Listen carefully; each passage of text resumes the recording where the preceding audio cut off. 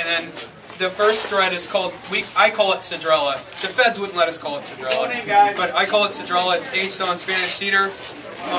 And then the other 2 threads, one of them is aged on lemon wood and the other one's aged on grapefruit wood. Interesting. And it's all the same base beer, so it lets you see what kind of results you get from aging beer on non-traditional wood, something outside of oak.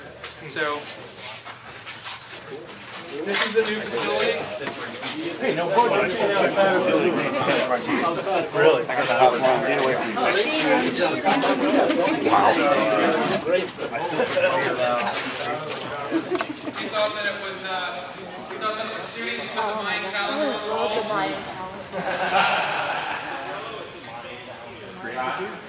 No, he's in Nashville right now. What size is the brew house? It's 30 barrel 4 vessel brew house.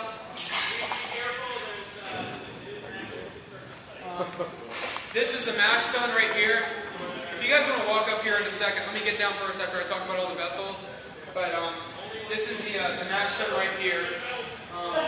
Here's our hydrator, which will be plugged into the auger system. And we have a mixer here. There'll be a control panel here in the future.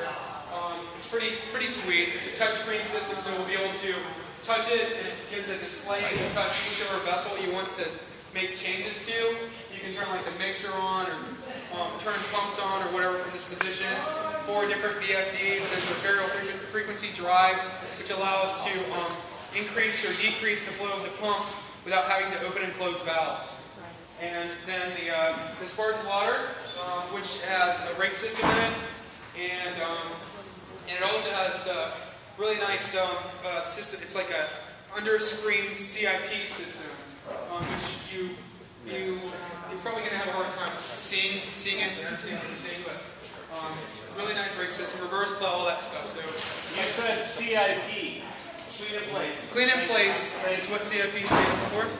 So basically we mash in here and then solid pump it over to the sparge loader. And then after we solid pump it over to the sparge loader, we'll end up running sparge loader to the kettle, which is here. Really excited about this. The system is it's a high pressure system. So like you're talking about 29 to 30 psi. Now generally when you are with our normal system right now, it's a low pressure system, so it works at like 14 to 15 psi. When you're dealing with these kind of pressures with steam, you don't get any caramelization. But this kettle has an internal calandria in it, and it runs at high pressure. So once you start getting up into the 29-30 psi range, we're actually going to get caramelization now, which I'm really excited about. So the whole time that we're boiling, we're pumping the wort through this calandria, and even heating. There's no jackets on the side of this vessel at all. Everything is based upon the center of this, which means that we're going to have to adjust our hop bill to be able to be consistent with our recipes. We're also going to become much more efficient. We're running about 83% efficiency on our current brew house. I wouldn't doubt if we got up to 87 to 90% efficiency on this system. It's just going to be a better situation altogether. This final vessel is our whirlpool vessel. So this is the only vessel that basically has, it's the like most simple vessel out of the whole system. It just has a tube dam and a place to just a place to ship stuff out, so we can immediately start sparge loader again, keep the process going. Then the system that we currently have right now is a 15-barrel system, and it's gonna we can make about 60 barrels of wort in a 24-hour period. This system, I feel comfortable with saying that we can make 180 barrels of wort in a 24-hour span. But there's a good possibility that we'll be able to increase that into the neighborhood of like 240 barrels in a single day. So I have to make a prediction and just say that all we can do is 180 right now, but we'll know a lot more very soon. Hopefully by February or March of next year, first quarter of next year.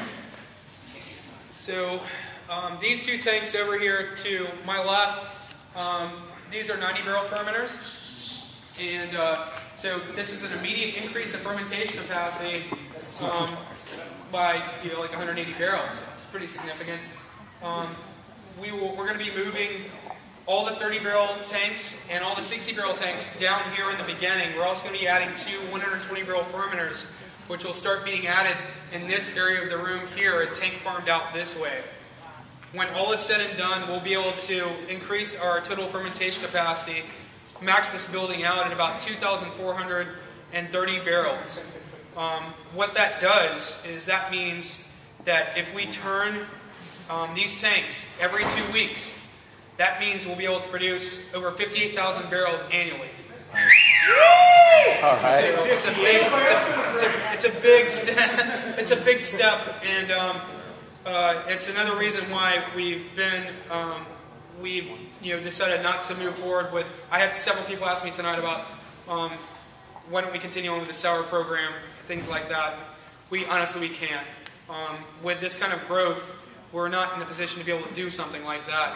But I think in the future, when we get to the point where we can have like an isolated production facility, we'll be able to actually do something like that again. But nice. With this kind of growth, it's just insane. I mean, honestly, if you look at what we've done in the last, well, this March will be 3 years for us. And year 1 was 1,000 barrels. Year 2, 3,450 barrels. This year, 9,000 plus. That's huge growth. And we have to control that growth and grow in such a manner to where we're executing things the best that we can. And having a wild variable in place is not is a factor that is not good. So that's one of the reasons we decided to move away from that. On this wall over here, we're going to end up having like 60 barrel, 4 60 barrel fermenters, 3 to 4 there. We're going to add more 90s through here. So, like this, we're thinking we're probably going to be able to get about 3 more 90s here, and then a 4th one, 3 more here and a 4th one there. Another 60 in that corner over there, 10 120s down the middle of this area here, and more 90s coming through this area. We've got a lot of room for growth in this building.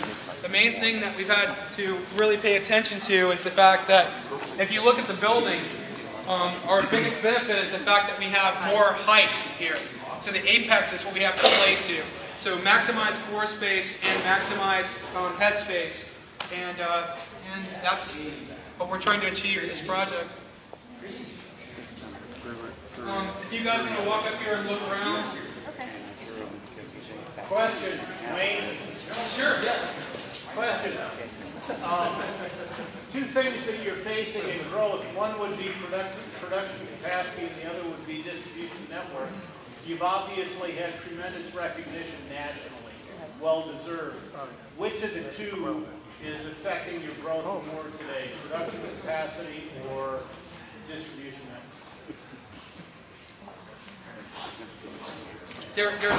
You're right. There's a lot more demand than we can actually produce. We have to limit the markets that we go into based upon how much we can produce. And but then again, our main focus is the Tampa market. We want to make sure that we take care of the Tampa market before we take care of anyone else that's out of state or anyone else that's out of the Tampa area. So our main focus is the Tampa market. So your constraints are production. Our constraints are production, and once we get here, I think part of that will be, I'll say part of it will be alleviated, but honestly, as soon as we add capacity, there's going to be more demand, and we're going to go into more markets. So it's going to be a constant, cycle. You don't foresee distribution network being constrained to your growth? No. No, not at all. Right now we have avenues that we haven't even opened in the Tampa Bay area because we cannot supply. So once we are able to supply, then that'll just assist us in being able to kind of take care of some people who are waiting to get in. Will the old brew house still be part of the production, or is that going to be for the tap room? The old brew house will be continued. We'll keep those 615s in place. We're going to keep the 15-barrel bright and the 7-barrel bright down there, and the main focus of that production facility will be, it'll sort of become like our interim between the pilot system and commercial production.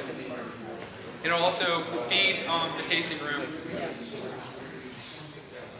one-offs and stuff like that. Smaller volume. Keep Yeah. those local. How close do you think, like, what's the first batch you're going to make, like, highlight? How close do you think that'll be to regular highlight? And what will you do if it's not exactly like what you expect? Our first batch we're making here, our first batch that we'll make here will be a brand that we've never released before. It'll be a brand that will be draft only, and it's going to allow us to be able to dial in what kind of efficiency and hop utilization we're going to get on the system. And then from that brew, we'll be able to determine where we need to set our numbers for the rest of production for this facility. What style is it? It'll remain a secret. Yeah. It will remain a secret. You mentioned the team. Is it Cigar City? No more questions. No more questions. Will it be hot? Next question. Subscribe to several cooking magazines. You've received accolades in 3 major cooking magazines. What are your current markets that you receive accolades like that? Do you only service the Florida market, or are you getting national distribution? We're in the entire state of Florida. We're in the state of Alabama, which is my home state. We're in Georgia, not as much right now, right? But we're trying to move more towards them. We shipped to Georgia once. Shipped to Georgia once so far. Like Like I said, our main focus is Tampa. Last week I saw Michelle. And then we're in New York. New York, Philly, and that's about it. Actually, Virginia on a limited basis. And sometimes Denmark.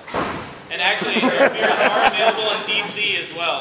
But that's just because of their creative beer distribution laws. They actually buy it in another state and register it in DC. It's legal to do that. So that allows us one kind of pirate market.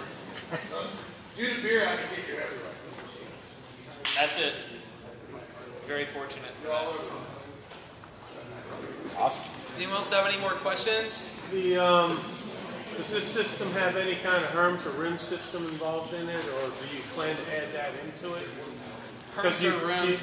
You have that set up in the pilot system back there, right? This system is set up to be like, if anything, it's more set up on like a German scale. It's more set up to run like decoction, not so much multi-step infusion, which I'm really happy about personally. But I don't see us implementing that a whole lot anyway.